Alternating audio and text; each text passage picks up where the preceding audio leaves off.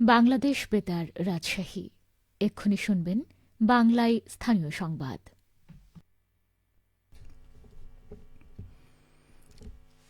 আসসালামু আলাইকুম। বাংলাদেশ বেতার রাজশাহী স্থানীয় সংবাদ পড়ছি গোলাম মর্তুজা হেনা। রাজশাহীতে উপজেলা শিক্ষা অফিস থেকে মাধ্যমিক স্তরের পাঠ্য বই স্কুল পর্যায়ে পৌঁছানো শুরু হয়েছে। আজ গোদাগাড়ী সহ জেলার বেশ কয়েকটি উপজেলার শিক্ষা অফিস থেকে দায়িত্বপ্রাপ্ত শিক্ষকরা নিজ নিজ স্কুলের জন্য বই সংগ্রহ করে নিয়ে যান। প্রথম ধাপে ষষ্ঠ শ্রেণীর সম্পূর্ণ বই এবং নবম শ্রেণীর কিছু সংখ্যক বই সরবরাহ করা হয়েছে।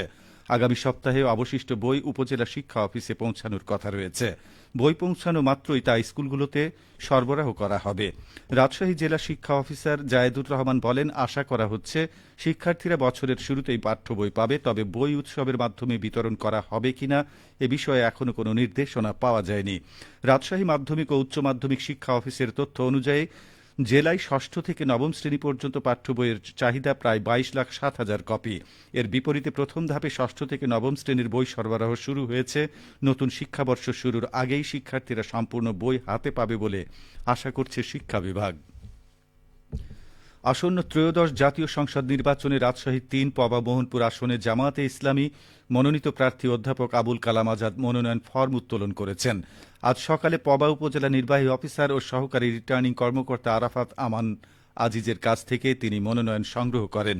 মনোনয়ন উত্তোলন শেষে অধ্যাপক আবুল কালাম আজাদ জানান, নির্বাচিত হলে শিক্ষা ব্যবস্থার উন্নয়ন, মাদক ও দুর্নীতিমুক্ত সমাজ গড়া ও জননিরাপত্তা নিশ্চিত করা হবে। এ সময় জামায়াতে ইসলামীর রাজশাহী মহানগর ও পবা মোহনপুর উপজেলার নেতাকর্মীরা উপস্থিত ছিলেন। এদিকে রাজশাহী ২ সদর আসনে মনোনয়নপত্র উত্তোলন করেছেন জামায়াতে ইসলামী মনোনীত প্রার্থী ডাক্তার মোহাম্মদ জাহাঙ্গীর। আজ দুপুরে রাজশাহী আঞ্চলিক নির্বাচন কর্মকর্তার কার্যালয় থেকে তিনি এ মনোনয়ন সংগ্রহ করেন। এ সময় দলীয় নেতাকর্মীরা উপস্থিত ছিলেন। মনোনয়ন উত্তোলনের পর ডাক্তার মোহাম্মদ জাহাঙ্গীর জানান, জনগণের অধিকার ও ন্যায়ভিত্তিক রাষ্ট্র প্রতিষ্ঠার লক্ষ্যে তিনি নির্বাচনে অংশ নিতে প্রস্তুত। রাজশাহী ২ আসনের জনগণ পরিবর্তনের পক্ষে রায় দেবে বলে তিনি আশাবাদ ব্যক্ত করেন। আগামীকাল ২৫শে ডিসেম্বর খ্রিস্টান ধর্মাবলম্বীদের বৃহত্তম ধর্মীয় অনুষ্ঠান বড়দিন উদযাপিত হবে। দিবসটি শান্তিপূর্ণ, সুশৃঙ্খল ও ভাবগম্ভীর পরিবেশে উদযাপনের লক্ষ্যে রাজশাহী মহানগর এলাকায় সকল প্রকার আতশবাজি, পটকা ফুটানো এবং ফানুস উড়ানো নিষিদ্ধ ঘোষণা করেছে রাজশাহী মেট্রোপলিটন পুলিশ আরএমপি। গতকাল এক বিজ্ঞপ্তিতে তথ্য জানানো হয়েছে। মধু উৎপাদনে নাটোর জেলার ১০০ মৌ চাষীকে মৌমাছি সহ মৌ বাক্স এবং সহায়ক উপকরণ প্রদান করবে সরকার। কৃষি প্রণোদনা কর্মসূচির আওতায় প্রদেয় উপকরণের আর্থিক মূল্যমান প্রায় ৭ লক্ষ টাকা। সুবিধাভোগী মৌ চাষীকে মৌমাছি সহ একটি আধুনিক মৌ বাক্স প্রদান করা হবে। এছাড়া একটি স্মোকার, 4টি কুইন কেস এবং একটি হাইভ টুলস প্রদান করা হবে। সরিষার জমি থেকে মধু আহরণের জন্য জেলার গুরুদাসপুর ও সিংড়া উপজেলায় ৩০ জন, বড়াইগ্রামে ২০ জন, নাটোর সদর, নলডাঙ্গা, লালপুর এবং বাগাতিপাড়া উপজেলায় ৫ জন করে মৌচাষী প্রণোদনার উপকরণ পাবেন। নাটোর কৃষি সম্প্রসারণ বিভাগের উপপরিচালক মোহাম্মদ হাবিবুল ইসলাম খান জানান, জেলার ৭টি উপজেলা পর্যায়ে উপকারভোগী মৌচাষীর তালিকা তৈরির কাজ এখন শেষের পথে।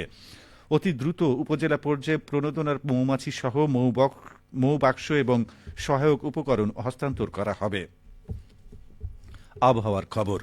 বগুড়ায় মৌসুমের সর্বনিম্ন তাপমাত্রা রেকর্ড করা হয়েছে। আজ সকাল ৯টায় জেলায় ১২.৫ ডিগ্রি সেলসিয়াস তাপমাত্রা রেকর্ডের কথা জানায় আবহাওয়া অফিস, যা চলতি মৌসুমের এখন পর্যন্ত সর্বনিম্ন তাপমাত্রা।